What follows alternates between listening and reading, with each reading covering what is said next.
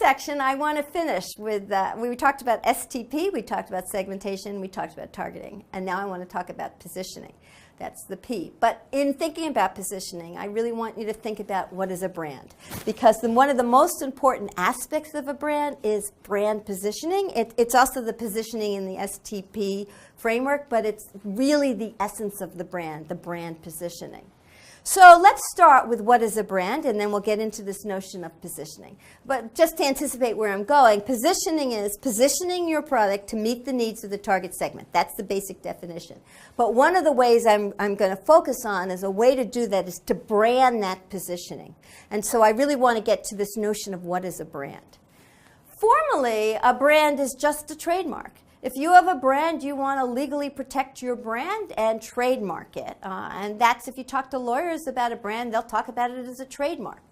But we as marketers know that a brand is way more than just the trademark. People have, in the past, talked about brand as a relationship or a contract, a promise of the company of certain specific benefits to the customer. So some kind of brand relationship or branded relationship.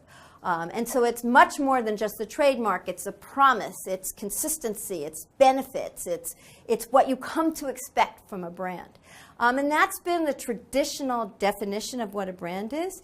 In today's world, a brand is a little bit bigger than that. Because we mentioned before, this is a connected community, and customers are talking to other customers.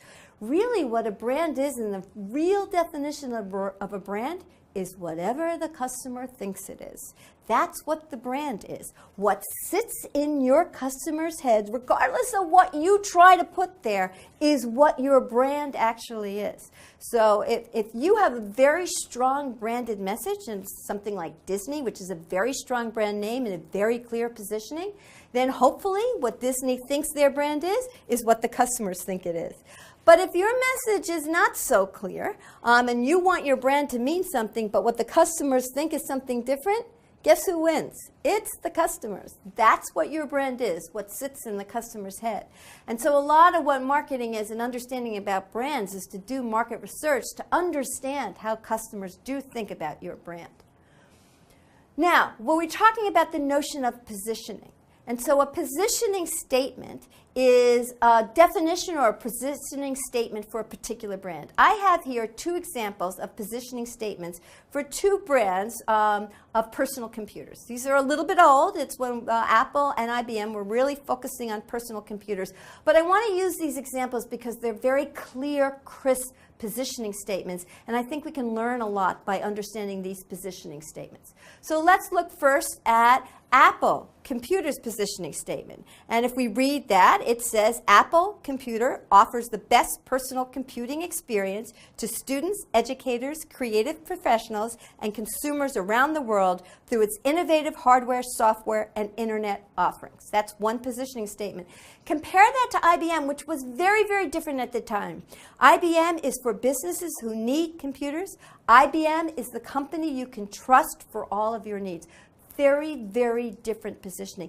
That is a really good positioning statement when one company can be so differentiated from the other company. They're going after different target segments, and it should be quite clear by the positioning statement.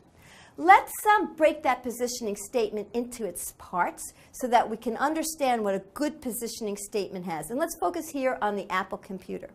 There's three pieces to the positioning statement. There's who is the target segment, what is the point of difference that they're offering to that target segment, and then there's what is the frame of reference. And the frame of reference is who are the other competitors that they are comparing themselves to. The target segment here, and if you think about Apple, the target segment is students, educators, creative professionals. A brand should have a crisp target segment, even if that's not the only people who use the product. So nowadays, Apple's so popular that, everybody has an Apple. Your grandmother has an Apple. Somebody who's not a student has an Apple. Not just creative people anymore. Yet, even though Apples are ubiquitous and lots of people have Apple products, still it's positioned to creative people. It's a very designy brand. So it still has a very clear target segment, even if that doesn't limit who might use the product. It has a point of difference. What's the point of difference for Apple? It's innovative. Apple offers state-of-the-art products. We look for design and innovation from Apple, so that's its point of difference. And in this case, what's the frame of reference? In this particular positioning statement, it's other personal computers, personal computing experience. So you have these three pieces to a strong positioning statement: the target segment, the point of difference, and the frame of reference. And positioning is defining the value proposition in these three terms: the target market, the point of difference, and the point of parity. Now, you can play around with this. And if you think about this and get into it a little bit, you may realize that your point of difference is going to be relative to the frame of reference. So, for example, let me give you an example of this product isn't on the market anymore, but it's Crest made this chewing gum. If the Crest chewing gum was referred to, the frame of reference was other toothpaste products, then Crest chewing gum's point of difference is it's a toothpaste product that's in gum form. Okay? On the other hand, if you take Crest chewing gum and compare it as a frame of reference to other chewing gums, the point of difference is this is a chewing gum that has toothpaste in it. So these two things go together, and part of the art of coming up with a good positioning is figuring out who's the right target market to go after, and also what's the frame of reference and what's going to be your point of difference. And playing around with those two pieces is a lot of the art of positioning. Very important concept, but you really need to understand these three ideas: target marketing, point of difference, and frame of reference or point of parity. And what you're going to do is, once you decide on your positioning statement, you use all of the elements of the marketing mix that we've already talked about: product, price, promotion, and place, to position your product to meet the needs of the target segment. And positioning should be clear and simple and focus on a few key benefits. Sometimes people talk about this as a unique selling proposition. The position must be defensible, so you want to take a positioning that you own and that other people can't copy very easily. And the really important thing is you cannot be everything to everyone. If you do that, you have no position. You must make choices. You must focus. You must choose a target segment. You must choose a point of difference. You must choose a frame of reference to have a clear positioning. Because if you try to be everything, you're going to end up being lukewarm tea, and that is not a good brand positioning. Positioning, once you have the good brand positioning, that should determine what products you develop.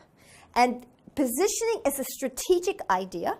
So you really want to think about this in terms of what's your target segment, what do customers want, what's your competition, what is your position relative to the competition. All of that is a big picture strategic vision. That is distinct from messaging. Messaging is tactical. Once you have your brand positioning, you can decide things like what color should the brand be, or what should the symbol be, or what should the logo be. And we're going to talk about those in the third section of my part here. But that's very much tactical and messaging. Positioning at the level I'm talking about it right here, this is very much a strategic idea. And a very important piece of this is this point of parity or frame of reference. These are, so I want to spend a little bit more time thinking about this just so that you understand. It's a part of the positioning statement, but it's associations that are not unique to the brand. They are these frame of reference. They are associations that are shared with other brands.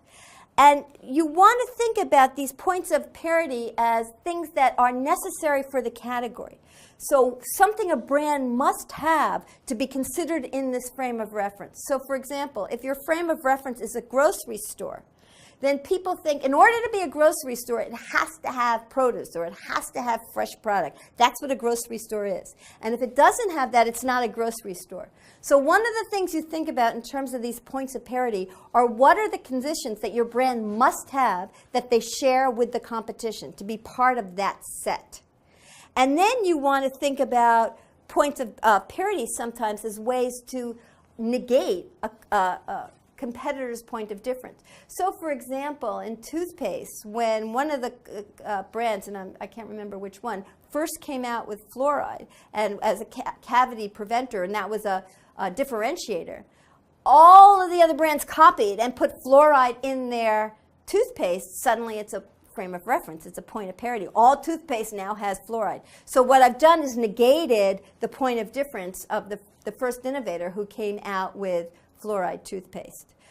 I have this slide up here. On January 9th, 2007, a few years ago, when Steve Jobs is still here, he used to go out in January and come up with some big innovation every year, an announcement about Apple. On January 9th in 2007, one of the big announcements at the time was that he changed the name from Apple Computer to just Apple.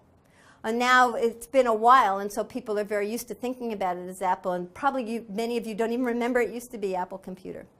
But the point I'm making here is when he changed the name of the company, think about, just for a second to see if you get this idea, which one of the three aspects of the brand positioning did he change? Did he change the target segment? Did he change his point of difference? Or did he change his frame of reference? It should be clear, he changed his frame of reference. Target segment, still creative young people. Point of difference, still innovation. But now the frame of reference is not computers, but it's consumer electronics. And I believe when he made this change was the same time he introduced the iPhone. And he really was in consumer electronics. And it was no longer the frame of reference comparing to other personal computers. The point of difference, I think, is more clear to people what that is. It's strong, favorable, unique brand associations. Some people talk about this as a unique selling proposition. It's a similar concept. And what you want it to do is to have it be sustainable. You want a competitive advantage, a point of difference that you can hold and that is difficult for competition to copy. And it can be a lot of different things. It can be product attributes, performance attributes. It can be imagery. It can be benefits. It can be design. It can be anything that you can own and that really differentiates your brand. When you're choosing a point of difference, you want to make sure that it's desirable to the customer. Is it relevant? Is it distinctive? You also want to make sure that you can deliver these things. Don't overpromise. Don't say something that's not feasible, that's not sustainable. So in choosing a point of difference, it's very, very critical. It's probably going to be the reason people choose your brand, but you've got to make sure it's important and that you can deliver on that criteria.